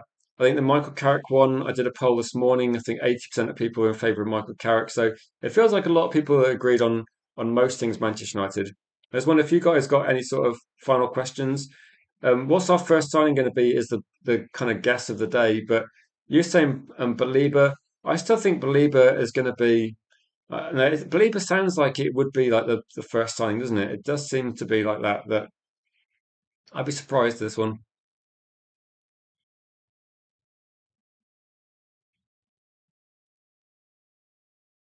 So let's have a look at this one. I'm not sure your previous comment, but I agree with you. So some people just take some things too far as well. Can we go? Can we make these work? Edison, Belieber, Alex Scott, got Unday. I think they're decent signings, aren't they? It's probably looking at this one and thinking, well, that we could argue about our favourite options. I've got my own favourite options, and it'd be nice for Man United to sign one or two of them. But I think in terms of like the whole squad, what it could be is that sometimes the whole squad actually, the individual parts maybe don't look exceptional, but you can put together the right players in the right positions and build an overall really good team. And I think United need to look at trying to build a team rather than looking at individual players and going, right, what's the best quality player we can get in this position? If no, if Belieber came in or Alex Scott came in alongside Kobe Mainu or Fernandez came in, like we're talking about Matheus Fernandes, if he came in and alongside Kobe Mainu, it worked perfectly and was a really strong midfield partnership, I don't think anyone's going to complain. I don't think anyone really minds 100% which players are coming in. We just acknowledge that we need to get better midfield players. I'm quite relaxed about which midfield players we get in. It could be that whoever we buy might be. A lot of people thought that. Well, we had a manager that thought that a midfield of Bruno Fernandes and Casemiro was the best option, and then we saw that Kobe Mainoo plus Casemiro is actually working really, really well. But a lot of people would have questioned whether that would have been a good midfield a year ago. Kobe Mainoo had barely played. Casemiro was considered a bit too old. So if we actually upgrade like one of those players, Kobe Mainoo will actually be upgrading himself anyway because he's improving quite a lot. So this is a good one. What's going to be announced first? Carrick as manager or first summer signing? Should I do a poll for that one? I'll do a poll because that'd be quite a fun one.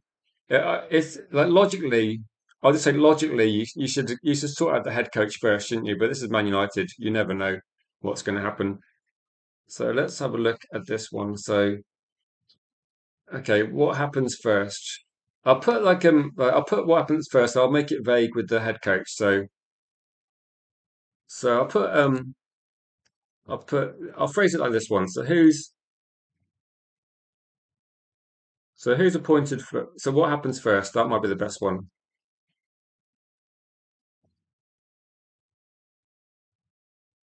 It's Manchester United, so you never know. So what happens first? Um, so it's head coach.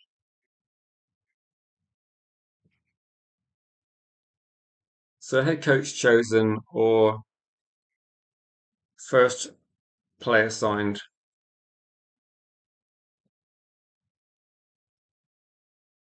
So what happens first? Head coach chosen or first player signed? It's Manchester United. It could go either way. There's clearly for me a logical way of doing this, but I'll just see what people agree.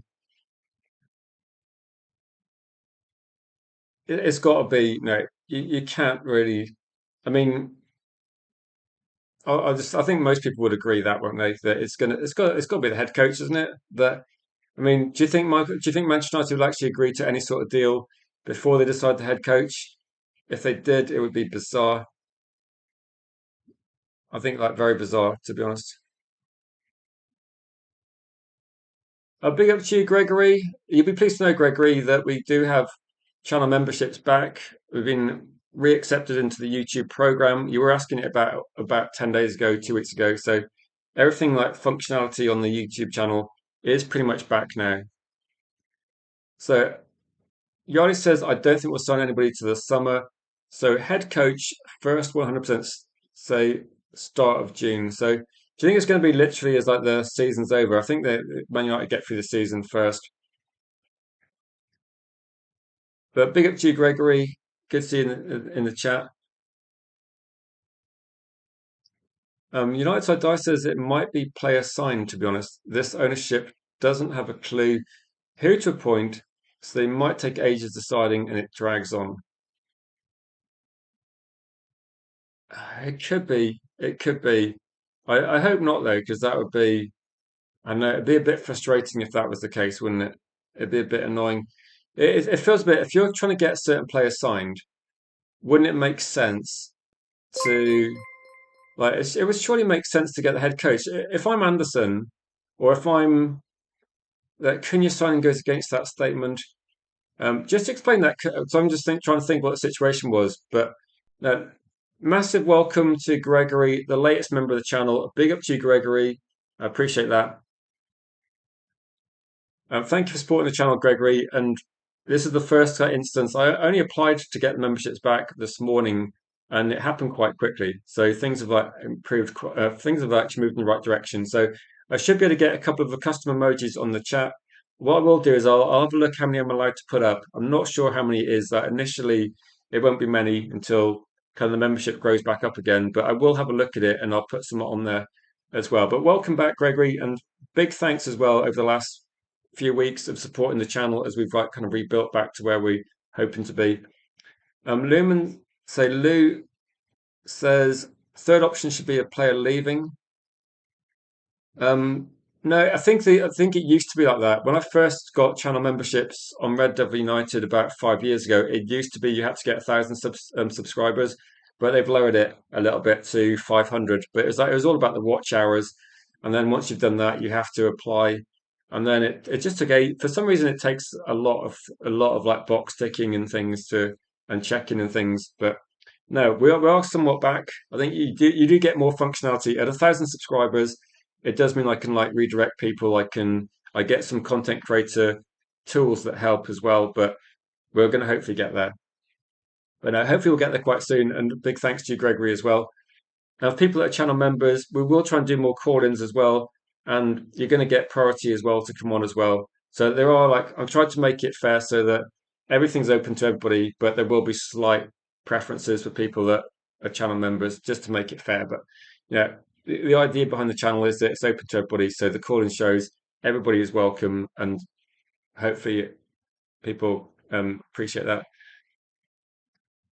Yanni says, I think they will sign players bring the club forward. The coach has got to give pointers, but it doesn't mean we'll sign everyone the coach wants. Now, I think the coaches will be there kind of to give some sort of guidance, wouldn't they? But at this point in time, I think if you're looking at Michael Carrick and you go right, so if you want to, if Vivell and say for example Wilcox, and they're shaping the squad to play say 4-2-3-1 or 4-3-3 or looking at along those lines, I think what you've got to look at is you don't bring then a head coach that's going to do something massively different. So the idea is going to be that if Michael Carrick's advising in terms of which midfield players are good options for what Vivell and Wilcox want to achieve, that would benefit the next head coach anyway. So I think Michael Carrick's input would be very important because he's done a great job.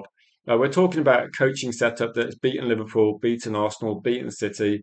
So I think we're looking at the club making good decisions with the players and Michael Carrick hopefully being consulted. I still think he's going to be in charge next season. If he's not, then Helgi's going to be shaving all his hair off on the channel, isn't he? So we kind of got that to look forward to. But I say being a United supporter is like being in an episode of the Twilight Zone. Sometimes it's surreal, isn't it? Do you remember when Cristiano Ronaldo came back to Man United and we did a stream about it several years ago and people were like going, what is going on? And you just never know. You never know. I mean, last season we got Cunha and Buemo and Sesko and people were like surprised we actually managed to get, say, three attacking players signed. So crazy things can happen. So if you see Areola announced, I think I might headbutt my pillow. Well, at least you're not going to hurt yourself, are you? So that's sensible. But no, it's kind of a roller coaster, isn't it? It feels a little bit like at the moment we're kind of like on a bit of a high because we've beaten Liverpool, we've got third in the league, and I think we just want to like keep going on and building towards like the trying to win. But it is frustrating, isn't it? Because it feels a bit like this feels like a cycle where we're actually getting close. And so if Carrick didn't get the job, which Premier League clubs would take him? I spoke to Spurs fans, and I spoke to Spurs. Like, do you remember when we played Spurs? And Man United had taken. I think Carrick had been in charge for only about 3 games then. I think we might have beaten Arsenal, beaten City, and beaten Fulham. It might have been. Did we play Spurs after that? And I spoke to a few Spurs fans. I went on a Spurs channel, and there was 3 Spurs fans and myself, and they all said they would take Carrick. And I was thinking, well, based on what Spurs have done recently, of course they would. Like they had a dreadful manager in charge at the time, and you probably look at Chelsea saying Chelsea would take Carrick surely. Like he would get the better out of their team, but it's not just Carrick. There is people behind him as well, so it is a team effort. But I think there'd be quite a few clubs that would look at that. Like Michael Carrick has done a good job, and was three attackers the best option last year with hindsight? I think the reason for that was that Man United effectively moved on Rashford, Garnacho, Sancho, Anthony, and they needed to replace those. And Rasmus went out on loan. I think you had to sign Cunha. I think you had to get 3 strikers. You had to get 3 attacking players because you moved on 3 attacking players. But they should have got a midfielder as well. But if we didn't get Sesko, we'd have no striker. If we didn't get Mbuemo, I don't think we have the season we have this season. To be honest, I would say that to answer your question, kind of like trying not to avoid the question, if Manchester United had only signed the players they did, but they'd played Casemiro and Kobe Mainoo in midfield for the whole season, I think we'd have got better results. And that's probably going to be it's not perfect, but because of the without using the term bomb squad, without using that term, like those players that got moved on, I think it was inevitable we had to do that. So it was tricky, wasn't it? What if the pattern continues in the next 3 games where we start strongly inside 15 minutes, score, then get dominated for 75 minutes? We didn't get dominated for 75 minutes though, did we? Like against Liverpool, we were controlling the game for most of the first half, and then we gave the ball away, but Liverpool didn't dominate us. Like Liverpool had meaningless possession for a lot of the game, but I think the issue with this is going to be like if Manchester United can go through the games starting dominantly and scoring enough goals to win the game and getting over the line, what's our squad capable of? That's what our squad options are at the moment. So Man United can't substitute half the team because there's no options. So I don't know. What do you think, Lou? Like if Manchester United start, if we've had 3 wins in a row, if we get another 3 wins in a row, will anyone mind that? We're not going to have Cunha playing for 3 games, so I don't know. I don't really. I'm kind of open-minded with this. Give Carrick better players, and we're probably going to see better results. And I don't see how we can control the game when we don't have like many bench options to bring on. So, no, it might be a game where maybe we see a bit more of possibly actually Mason Mount, Dorgu, Xerxes. So we might see those players get a few more games. It might be to put them into the spotlight, and they might be leaving the club, possibly. I say transfer window opens 15th of June. None of the players have got that were linked to have release clauses that can be triggered early. So you're going to say manager announcement first. I think it seems likely, doesn't it? But I don't think there's any release clauses we're looking at as well. Yeah, true. Do you remember like yesterday, Tony, or the day before, when I started a stream on? I think it might have been, or it might have been the day 2 days ago. But there was a conversation about Manchester United bringing in Thwaites to the first team next season, and they were looking at him as being a long-term replacement for Ericsson, comparing him like technically wise. I'm not. I do agree with what you're saying though. Man United did not replace Ericsson, and that kind of got swept under the table, didn't it? And we didn't replace him, and we kind of felt it a little bit. Like Ericsson was quite a key figure at the start of the season. His last season, he did contribute a decent amount of goals. So no, we didn't replace him, and that was disappointing. But I think also we need to look at trying to do as much as we can in one window. If we do the same sort of thing in this transfer window where we go for quite heavy on midfield, we'll probably have people actually talking about left backs and saying, "Why don't we sign a left back?" But that's kind of why I wanted to put out a few stories today, just to show that Man United are linked to left backs, but whether we're going to sign a left back or not, no one knows at this point in time. I think at the moment, if Man United were going to be, so say for example, would you rather Man United signed, let's say, 3 midfielders, like spent big on midfield and didn't bother with left back? Like if we took that route and go, we're going to spend big on midfield and we're going to spend most of our budget on midfield. We're going to buy top quality midfielders. Our midfield is going to be, as good as it's ever going to be. Sign 3 top quality signings that are all first team players, but we're not going to buy a left back. Would people be happy with that? Because that could be one thing we do, and I think it'd be a bit dangerous because left back could be a bit of vulnerability. But is that the best option? If we're expecting Thwaites to come in and say, if we sign 3 midfielders and a left back, then do we need a backup striker? I mean, I've seen people talk about right back, but I don't think a right back is remotely on the cards, is it? I think that's going to be one for like a like probably next year, if that. If we only get 3 signings, it's going to be very difficult, isn't it? If we get 3 signings, it's going to be very difficult to see how Manchester United are going to be. They're doing well. Like next season's going to be a bit of a struggle. Like just 3 signings would be, I don't know, for me, I don't know, a bit concerning considering Champions League matches. It doesn't matter who comes in. If Carrick's at the wheel, or we've got any of your favourite options, whether it's like Nagelsmann, Areola, if Manchester United have effectively got a similar numbers in the squad, we're going to have some issues at some point in the season.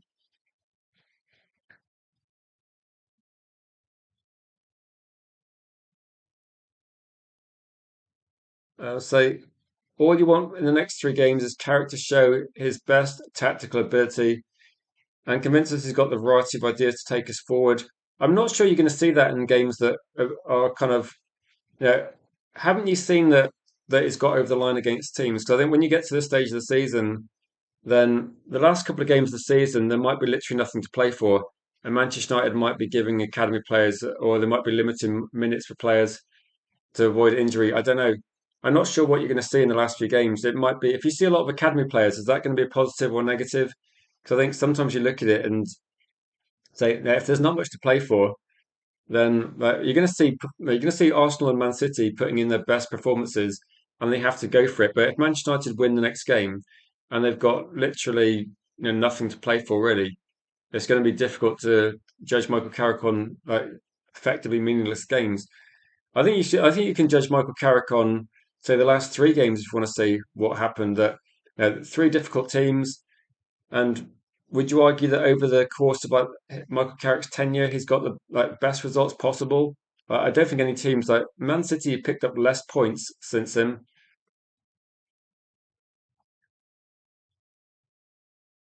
I would say Mount was brought in to replace Eric. Oh, maybe that was it. Maybe I'm just disregarding Mason Mount because he doesn't play that much. Maybe a bit harshly, but no, so at least he was brought in for a reason. But no, he was. I thought he was like going to be.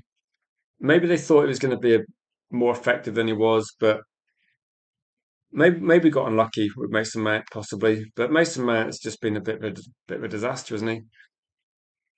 I'd say Carrick played three at the back, five at the back, four at the back. Fullbacks, something bombing forward, wingers, say Sesko dropping deep. I think we've shown us a few things. If you look at the Brentford game, we were quite open, and then when we changed things, people criticised us. They criticised Manchester United because Manchester United went defensive, but they effectively neutralised the game, and Brentford only scored from distance. So, I mean, it made us harder to play through. If Manchester United had gone open, and then we'd have seen looking at the chances that Brentford got in the first half, they did have chances, and then they didn't really have many chances in the second half. So I think Carrick has like shown that when Man United take the lead and they got their 2-0 up, okay, we did go a bit more defensive, but the game was quite open. So it was a 2-0 lead we had, but it could have been it was quite vulnerable. So I don't think it's a big issue. I think sometimes it's good to see Man United change a little bit, but the fact we start off strong is definitely a positive as well, something which we didn't have. So Thiago had a poor game, but in the first half, Thiago had loads of chances. Then Michael Carrick changed things, cut some of the spaces in midfield, and there wasn't many chances for him. So I think Carrick did the right thing in that match. Okay, it could have been a 2-0 game, but it's a good shot from distance. Against Liverpool, Man United were all over Liverpool for 45 minutes, and it took kind of like a misplaced pass and a couple of errors to let Liverpool in. But I think game plan wise, obviously then Liverpool capitalised a bit. Man United looked a little bit under pressure, but Man United responded, got the win, and actually fought back. So have we seen the best style of football I've ever seen? No. Have we fought to get wins? And which is what I'm content with at the moment. So, did Manchester United remember the game against Liverpool in the FA Cup in 1999 and against Arsenal that same season? We started off those games badly, but we finished strong. And in some of these games, okay, we started off quite strong, then we faded a little bit at some point. But you don't, no team in the Premier League really controls a game for 90 minutes. Like even like Arsenal in a lot of games this season, they don't control the game for the whole season, for the whole match. So you have to look at it that way. That it's difficult to control games in the Premier League, and we've seen like teams struggling to control games. And what is probably key as well is Manchester United have bought we scored way more goals this season when we've been on top. We've created more chances. We scored a lot of goals, and we've shown fight back as well. Like games that we might have lost last season, we've come back and we've got wins. That I remember watching the games last season where 1-0 down, we just couldn't get any, we couldn't create anything. And this team this season, we seem to have a continual goal threat. Now we're talking about the games now, saying that Man United could have like scored more goals. We could have scored more goals, but the fact we're talking about we could score more goals, but still scoring three is a big positive. Like we scored three against Liverpool, and we could have scored a couple more.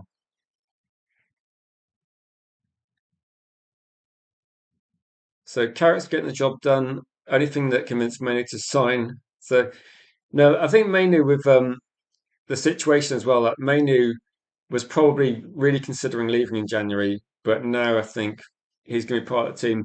And maybe for like Man United, if you're kind of not sure about Carrick, do you think like the relationship between Carrick and some of the younger players and the team seems to be a positive thing? That you're looking at Michael Carrick and Kerry Mainoo putting in some of the best performances we've seen. Look, Mainoo's looking like he did a couple of years ago, but with a bit more evolution. I think there's definitely some quality in this team. And I think Mainoo's going to be like, when people are talking about Carrick and Ariola and getting younger players through, I think that Mainoo's probably the blueprint you should look at. Like Mainu was struggling for game time under Ruben Amorim. If Man United got Nagelsmann in, would we have a situation where Mainu doesn't get into the team then? Like, would Areola definitely use Mainu in the same way? No, I think it's tricky.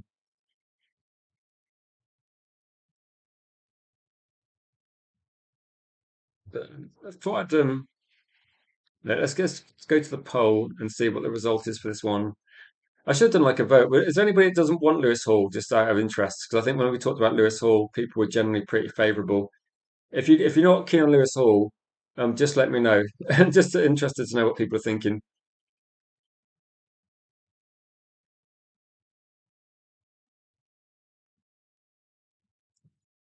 Saying the idea was to bench Ericsson, play Mount as a roaming eight. Ericsson, for his technical ability, did not have the legs, so we deserve better. Yeah, I think you probably got a good point there. Ericsson didn't really have the Ericsson. Do you remember at the start of the season? Ericsson scored a few goals. He was a very clinical. No, he's a clinical finisher, technically good. I think Mason Mount is that does also have a finish as well, but they're never going to be the most athletic.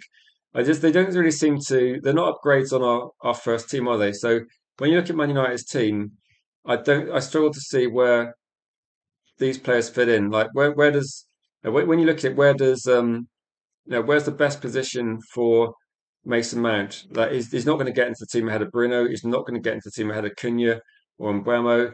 And I think it's the same with like we effectively. I think we've like kind of wasted money on this one as well.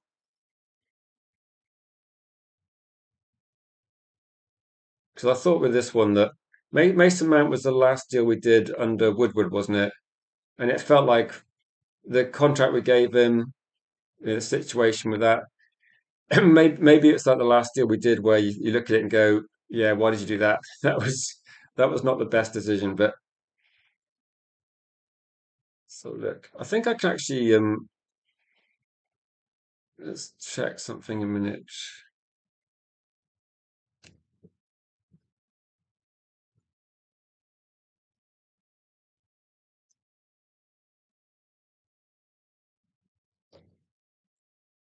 I'm just going to message somebody. If anyone's got any questions, I know I was going to say I'll be a bit later, but wrapping up.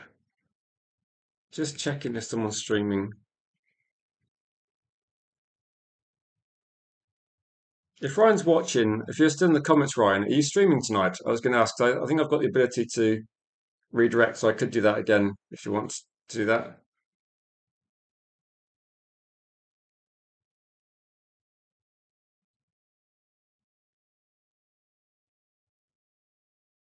Big up to you, Stephanie. United Dice says you don't mind Hall, but for the price of 45, 55 million, think we can do better. I think you make a good point, United Die. I think when you start looking at the price, you think maybe Man United can do like there's better options out there for sure. Big up to you, Bilal. Thank you so much for the super chat, Bilal. Appreciate that, my friend. Good news, the channel has kind of got back to monetization pretty quickly, which is a relief to myself. And thanks for your support as well, Bilal. Thanks for getting involved in the watch alongs. I say the calling shows. Then one thing we're going to try and do is, as we like build up, I'm going to do like some members polls to get you guys to decide. Wow, is this happening? Is this happening? But one of the things I could do is that people that are members, I will start doing members polls on the channel to get some like input from you guys as well as what sort of content you'd like to see. So if it's going to be potentially like more calling shows, then maybe we can do that.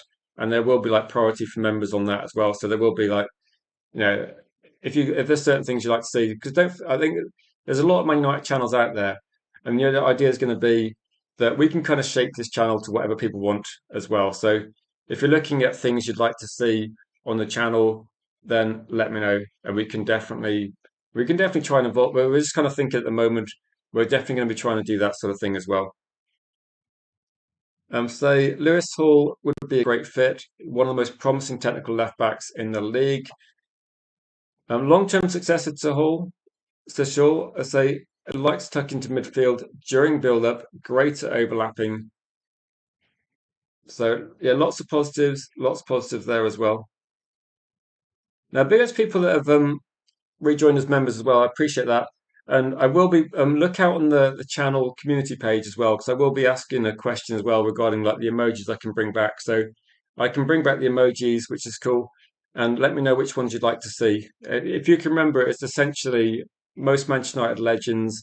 Maybe I'll take Roy Keane out of there at the moment because he's got some anger issues. But Eric Cantona, Beckham, any recent player as well, any manager as well, Carrick. So maybe what I'll do is I'll put a few suggestions and people can vote on it.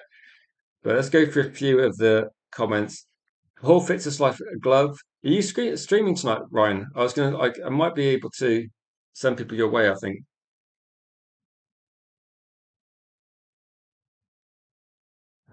So after the Liverpool game, when Ahmed was crying with his head covered, Michael Carrick walked up from behind, pulled Ahmed out of his funk with a bit of encouragement. There's a lot of positivity around Carrick, isn't there, at the moment?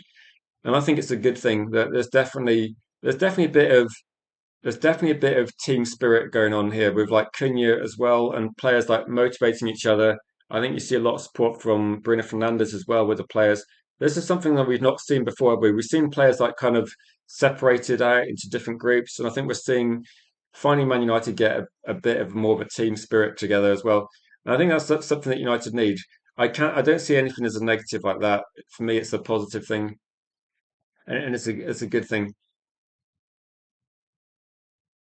So Lewis Hall, just to give you a bit of information, say ranks among the top fullbacks for progressive carries and passing accuracy, 86%, which helps transition the ball quickly to our attackers. Do you think it's going to be like in terms of if Michael Carrick stayed, is Lewis Hall going to be the sort of fullback he wants? Because one of the things that was interesting is that under Michael Carrick at Middlesbrough, he quite liked having an attacking fullback. And looking at Manchester United, you know, Dallo can get forward, but he's not really going to be contributing enough going forward. And Luke Shaw doesn't really seem to be able to do it as much as he used to. Tyrone was in the comments very early on saying that he saw that Lewis Hall as being like a younger version of Luke Shaw before Luke Shaw was getting injuries. And maybe that would be something Man United are looking at as well. But if Michael Carrick's staying, this could be a player that fits in quite nicely to Michael Carrick's team. If not, no, if Michael Carrick's not staying and another head coach is coming in, there's actually a few options to consider as well. So yeah, I think he fits. I think he fits Carrick's profile quite well. I think the only question really is going to be, does he fit Man United's budget? And I'm not sure if that's the case. But guys, I'm going to wrap up tonight. Big thanks to everybody that's supported the channel over the last. Say, for people that don't know, the channel was going for a few years before we had to rebrand to this channel. But no, massive thanks to people, and big thanks to the moderators and people behind the scenes as well. Thank you, everybody that's rejoined as a member as well. Appreciate that. And we're going to try and build this channel up, try and make it, kind of one of the best channels we can in terms of Manchester United fan content. So that I will be posting things regularly on the community page. But if you want to get involved in the Discord, and if you've got ideas of things like, 'cause if you're watching, I think a lot of people watching today, you probably watch lots of Man United channels, and there's probably things that channels do you like, probably things that channels do that you're not quite so keen on.